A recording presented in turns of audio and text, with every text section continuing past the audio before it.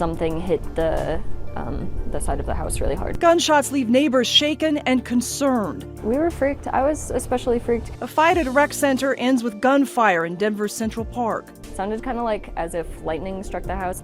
A new sense of freedom. Thank you so much, and we're so grateful to the Denver 7. Denver 7 viewers continue to help a family as they call Colorado their new home. And honoring our bravest. As we get older, it's more of a deeper reflection and an appreciation for what he did. Coloradans pay tribute to those who gave all this Memorial Day. Neighbors on edge as summer gets off to a violent start in Denver's Central Park neighborhood. Thank you for joining us this Memorial Day for Denver 7 News at 10. I'm Jacqueline Allen. And I'm Tom Mustin. Glad you're with us tonight. Police say what began as an altercation at a rec center turned into gunshots. Denver 7's Patrick Perez joins us live in the newsroom tonight. Patrick, I know you talked with a neighbor who says one of the bullets actually struck her home. And Tom, at first she thought it may have been fireworks until she stepped outside. What happened, neighbors tell me, had everyone talking and speculating as details surrounding the investigation are still unclear. Tire marks, bullet holes, and crime scene tape, all remnants of a shooting investigation that rocked Denver's Central Park neighborhood. We had no idea what was going on at the time. It all began in the parking lot of the Central Park Rec Center, where Denver police say shortly before 4 o'clock Sunday afternoon, a teenage girl was involved in some sort of altercation. More than a dozen evidence markers littered the ground there, and it's from here neighbors say the girl drove off in a silver car as another car followed her. The cars were later spotted near 25th and Xenia, where homeowners recall hearing gunshots. One of the bullets right there, right next to the B. Entered the home of Elizabeth Gordon. Myself and my brother and our friend were sitting on the couch just like watching a movie, and we heard what sounded like 2 gunshots or fireworks potentially. When they stepped outside, they confirmed it was gunshots. Elizabeth says detectives could not take out the bullet, so it's still lodged in the doorframe. We were freaked. I was especially freaked because I spent like 6 hours on the porch the day before, so I was like just happy to be inside, I guess. Neighbors say the violence came to an end near 26 in Akron, where the teen girl crashed her car and was spotted running across the field in search of help. A photo shared with Denver 7 shows a car's back window was blown out. Police say they found the girl near 25th and Yosemite. She was injured but is expected to survive. Elizabeth says what happened Sunday is rare for this neighborhood. We always felt safe enough, like taking bike rides on our own. I guess that's maybe changing now. And police have not confirmed that the teen was shot, just that she was injured. They told us yesterday they did not have any suspect information and that officers were working all leads. A neighborhood HOA Facebook page mentioned that there was maybe a foot chase, a carjacking, but police were not able to confirm any of that information today. Once we learn more, of course, we'll let you know. But if you have any information that could help detectives, you are urged to call Crime Stoppers. In the newsroom tonight, I'm Patrick Perez, Denver 7. Still a lot of questions. Thank you, Patrick. Search efforts are back underway tonight for a missing boater on Lake Pueblo. You're looking at a live picture from the scene right now. Parks and Wildlife waited until 10 o'clock this evening to get back in the water because of high winds throughout the day. Crews are looking for a man who was on a boat with 12 other people when it capsized Sunday near the North Shore Marina. The body of 38-year-old Jessica Prindle of Pueblo West was recovered Sunday. 8 children and 3 adults were rescued from the water. A Denver teen in the fight for his life tonight from a hospital bed in Arizona. 13-year-old Daryl Blackman and his football teammates were celebrating a tournament victory Saturday at a hotel pool in Phoenix. At some point, Daryl went underwater. Witnesses alerted his teammates, and Joey Guerrero, a trained lifeguard, jumped in and pulled his teammate from the pool. That's what really initiated it for me to jump in and save him and pull him out, perform CPR. Didn't see what happened. I just knew when the time was right to react. Tonight, Daryl is in critical condition with possible brain damage. A GoFundMe has been set up to help his family pay for medical costs, and we do have a link on thedenverchannel.com. Search and rescue crews have recovered the body of a man killed in an avalanche and rock slide in Rocky Mountain National Park. It happened Sunday morning on Mount Meeker, which is about 7 miles north of Allens Park in Boulder County.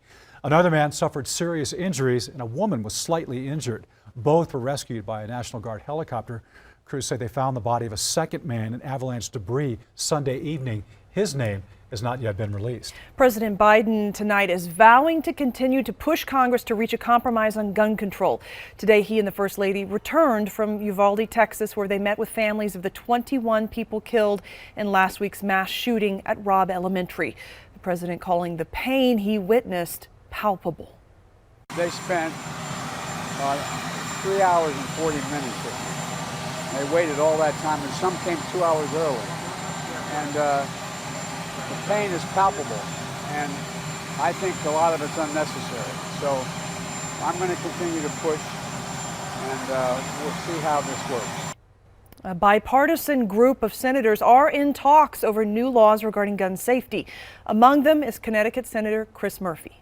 There are more Republicans interested in talking about finding a path forward this time than I have ever seen since Sandy Hook. And well, in the end, I may end up being heartbroken. I am at the table in a more significant way right now with Republicans and Democrats than ever before.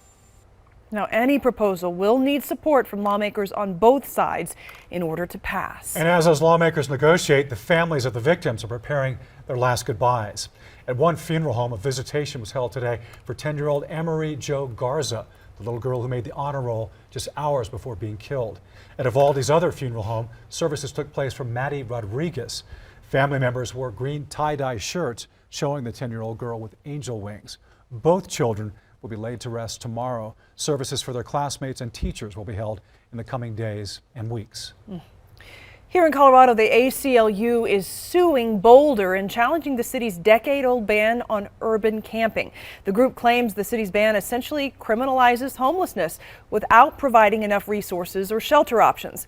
Today, we talked to one of the people behind the lawsuit. Jennifer Livovich says the city must do more to help those experiencing homelessness. Instead of helping those in need, the vast majority of those seeking assistance are either given meager help or none at all. I can attest that there is a stark contrast in the number of sheltering options, not only in beds and total beds, but sheltering options for people experiencing homelessness.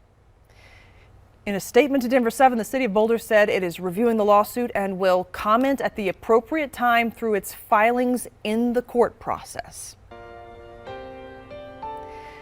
Denver 7 gives viewers giving hope to a family seeking a better life in Colorado. Last fall, we introduced you to Ahmad Siddiqui, an Afghan interpreter for the U.S. Army. Back then, our generous viewers helped his family secure permanent housing. And tonight, as Denver 7 CB Cotton shows us, with the rest of the money you've helped raise, the family now has a new sense of freedom.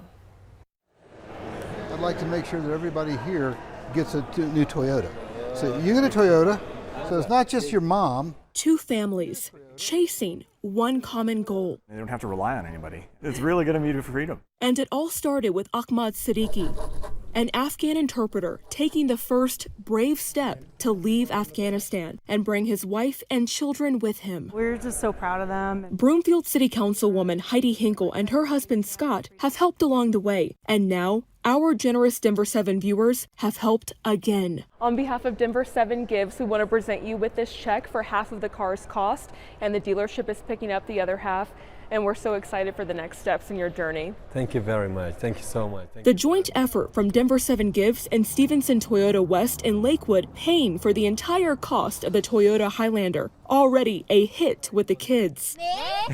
But especially with Ahmad and his wife Oria. Oria is learning to drive and will use the car with their 4 children. They can now go to soccer practice, go to softball practice, go grocery shopping, and go to the Denver Zoo. We're so grateful to the Denver 7 and the Stevenson Toyota for this generosity and help. For Ahmad, this car is part of a new sense of independence, one he's always longed for. The father served alongside Scott Hinkle and other American service members for years, doing various missions, all the while dreaming he would one day reunite with his comrades in the States. Thanks for everything you've done for the 19 years in assisting our country. Try to assist your country. Now, the Siddiqui family is here with the Hinkle family, together in a place with all the freedoms they could dream of.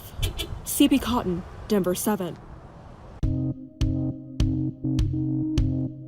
Storm system coming our way tomorrow. I'll let you know how much rain and for the mountains, snow to expect. On your mark, get set, spell. She started reading early. She started talking a lot really early. Didn't stop. The Scripps National Spelling Bee gets underway tomorrow. We'll meet one of the Coloradans you'll see competing. And a Memorial Day tradition returns. Thousands running the first Boulder since the pandemic.